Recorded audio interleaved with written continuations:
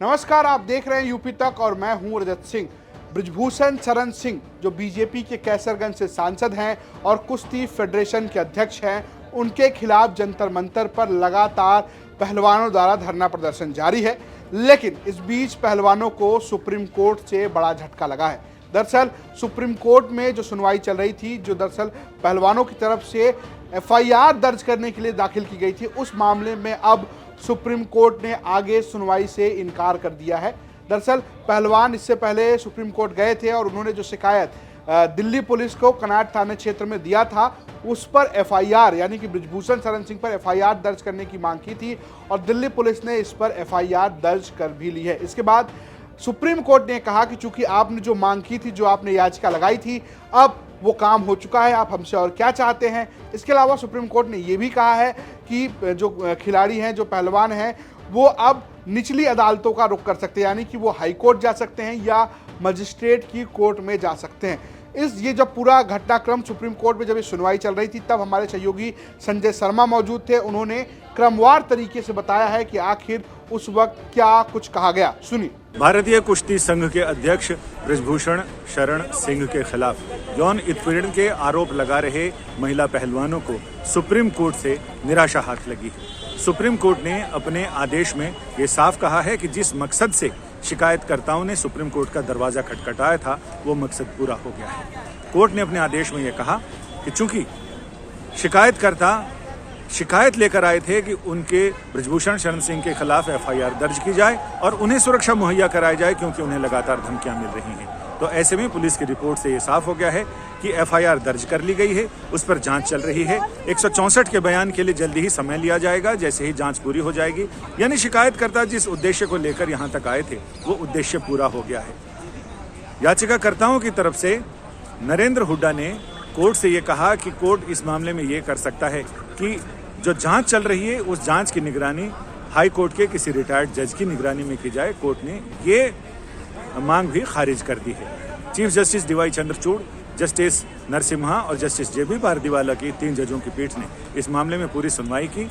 बृजभूषण शरण सिंह की तरफ से सीनियर एडवोकेट हरीश साल्वे पेश हुए और उन्होंने कहा कि इस पूरे मामले में उन्हें ही केंद्र में रखा गया है और उन्हें ही इस मामले में पक्षकार नहीं बनाया गया है, लिहाजा कोर्ट उनकी भी बात सुनी। और कोर्ट में उन्होंने अपनी बात रखते हुए कहा कि एक और कोर्ट में सुनवाई चल रही है, दूसरी ओर लगातार मीडिया में बयान दिए जा रहे हैं, यानी शिकायतकर्ता लगातार मेरे खिलाफ बयानबाजी जारी रखे हुए हैं, ये उचित नहीं है। कोर्ट ने प्रोसीजर के बारे में भी पूछा कि क्या 164 के बयान के लिए समय ले लिया गया है।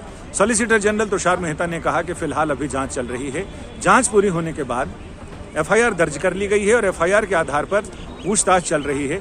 3 घंटे तक पूछताछ की गई है। इसके अलावा शिकायतकर्ता पहलवानों को समुचित सुरक्षा मुहैया करा दी गई है, जो 24 घंटे उनकी सुरक्षा में तैनात है। लेकिन उन्होंने बीती रात की घटना का उल्लेख करते हुए कहा कि कुछ राजनीतिक दलों के लोग अपनी रोटी सेकने के लिए उन्होंने बिना पुलिस की अनुमति के ट्रकों में भरकर गद्दे और बिस्तर और चारपाइयाँ, फोल्डिंग पलंग, ये सारी चीजें लेकर पहुंचे थे। जब उन्हें मना किया गया तो उन्होंने, उनके समर्थकों ने वहां पर पुलिस से हाथापाई की। बाद में पुलिस पर यह आरोप लगाया गया कि पुलिस वाले नशे में थे, लेकिन मेडिकल रिपोर्ट से इन आरोपों की पुष्टि नहीं हो पाई है।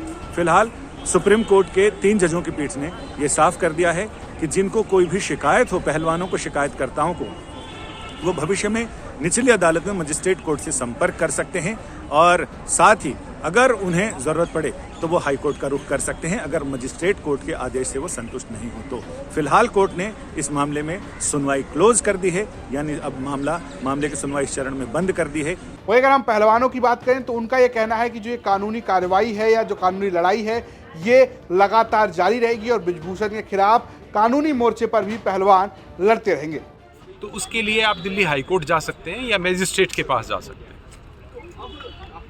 और उन्होंने ये बात कह के इस प्रोसीडिंग्स को क्लोज कर दिया। सर, क्यों लगता है आपको कि मॉनिटरिंग की ज़रूरत है? क्या चीज़ें, कल भी कुछ डेवलपमेंट हुआ, क्यों लग रहा है कैसे ज़रूरत? मॉनिटरिंग की ज़रूरत इसलिए है, पहले वो कंप्लेंट नहीं लेना चाहती थी दिल्ली पुलिस, फिर वो एफआईआर नहीं दर्ज करना चाहती थी, फिर वो कंप्लेनेंट्स की स्टेटमेंट नहीं लेना चाहती थी। और ये जब हो रहा है जब सुप्रीम कोर्ट में मैटर पेंडिंग है। अब जब सुप्रीम कोर्ट ने मैटर डिस्पोज ऑफ कर दिया है तो आप सब अंदाज़ा लगा सकते हैं क्या होने वाला है। सर, अब अगला क्या कदम रहेगा आप लोगों का? क्या आप लोग हाई कोर्ट से या ट्रायल कोर्ट से कुछ मांग करेंगे? अभी देखेंगे। तो ये बेसिकली डिसीजन लेना है विक्टिम्स ने, उनके जो काम करने वाले हैं उनको डिसीजन लेना है कि आगे क्या करना है। आज के दिन ये प्रोसीडिंग्स कंप्लीट हो गई है। प्रोबेबली अब कुछ दिन ज़रूर ये वेट करना चाहिए कि दिल्ली पुलिस क्या करती है। अगला कदम लेने से पहले कुछ दिन का वेट करना बनता है। क्या ब्रिजभूषण शरण को क्वेश्चनिंग के लिए बुलाया गया है एक भी बारी? अब तक पुलिस प्रोसीडिंग्स में, कोर्ट प्रोसीडिंग्स में ये नहीं कहा गया है कि ब्रिजभूषण शरण को बुलाया है, बल्कि मैंने कहा कोर्ट के सामने आज कि जी ब्रिजभूषण जब टीवी चैनल पे कोई स्टेटमेंट दे रहे थे तो किसी ने पूछा उनसे कि जी आपको दिल्ली पुलिस ने बुलाया है, तो उन्होंने कहा दिल्ली पुलिस का मेरे पास अभी तक कोई नोटिस नहीं। तो इसमें कई लोग कह रहे हैं कि ये जो आपका निर्णय रहा वो आपको झटके के तौर पे देखा जा रहा है। हम ये उम्मीद कर रहे थे कि शायद सुप्रीम कोर्ट इस केस की मॉनिटरिंग किसी रिटायर्ड सुप्रीम कोर्ट जज के थ्रू कराए, ताकि ये थोड़ा सा मॉनिटर किया जा सके कि दिल्ली पुलिस इस केस में कोई कानून के तहत कार्रवाई कर रही है कि नहीं कर रही है। But for reasons of course the court close the proceedings. Sir, कल के वाकये को लेके जो कल रात को जंतर मंतर पर हुआ, उसको लेके क्या सबमिशन दिया गया या उस पर कोई कोर्ट की हमने बताया कोर्ट को कि जी कल वहाँ पे दिल्ली पुलिस कह रही है हमने विक्टिम्स को प्रोटेक्शन दे दी है, उसके उल्टा दिल्ली पुलिस ने कल जो वहाँ पे पहलवान बैठे हैं उनकी जम के पिटाई की है। ये बात आज के अखबारों में कवर की गई है। टाइम्स ऑफ इंडिया ने स्पेसिफिकली फ्रंट पेज पे इस बात को लिखा है, तो हमने वो पास ऑन किया। पर तुषार मेहता जी ने कहा कि जी नहीं, वो तो कोई नेताजी आए थे, वो चारपाइयाँ लेके आए थे, उनको रोकने के लिए कुछ धक्का-मुक्की हुई, तो कोई ऐसी बात नहीं।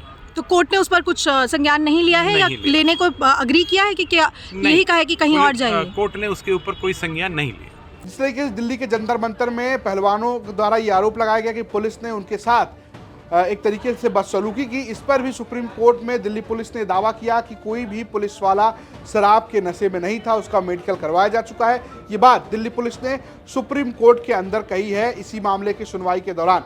तो कुल मिलाकर अभी एक तरीके से ब्रिजभूषण शरण सिंह जो बीजेपी के कैसरगंज से सांसद हैं, उनके इस मामले में खिलाड़ियों को झटका लगता हुआ दिख रहा है, जो कि लगातार 23 अप्रैल से धरने पर बैठे हैं और वो ब्रिजभूषण की गिरफ्तारी और साथ ही साथ उनको सभी पदों से हटाए जाने की मांग कर रहे हैं। ब्रिजभूषण शरण सिंह से जुड़ी तमाम बड़ी खबरों के लिए देखते रहिए यूपी तक। नमस्कार।